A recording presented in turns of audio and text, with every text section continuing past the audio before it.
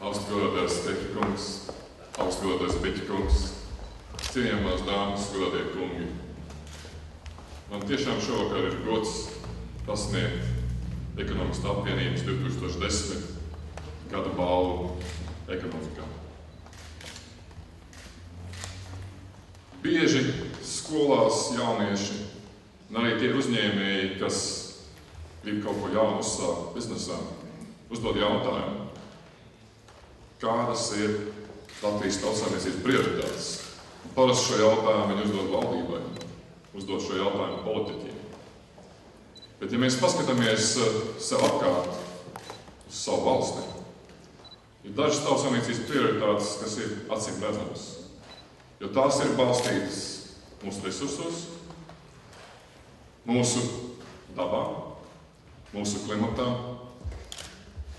kurām ir atbilstoša izglītība un pētniecība un atbilstošas tradīcijas.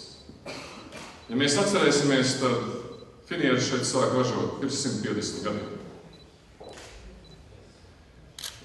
Un viennozīmīgi mežsaimniecība un kokapstrāde ir Latvijas tautsājumniecības prioritāte.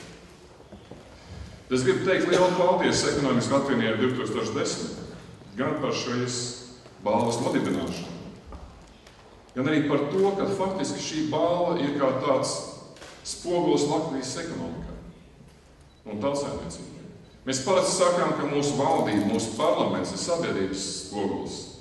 Spīdos galva ekonomikā ir mūsu Latvijas tautsājumniecības spogulis. Un šodien šeit tika minēti iepriekšējie balvas saņēmēji. Mēs skaidri redzējām, kādas tad ir prioritātes. Un man ir liels gandarījums par šī gada izvēli. Jo šī izvēle sūta mums dažas signālus.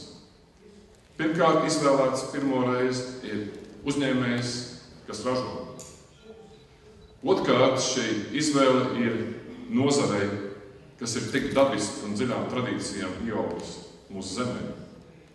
Un treškārt, tas ir skaidrs signāls, ka tieši uz mūsu vērtībām, uz mūsu tradīcijām balstīta tautsājumniecība ir sākusi atkopties, sākusi izvest mūs no krīzes. Un šodien man ir tā privilēģija un arī liels gods pasniegt Spīdos balvu ekonomikā Jurim Biķim. Aicinām laureātu Juri Biķi, kā arī Ekonomistu apvienības 2010. prezidenti Ojānu Teikumu.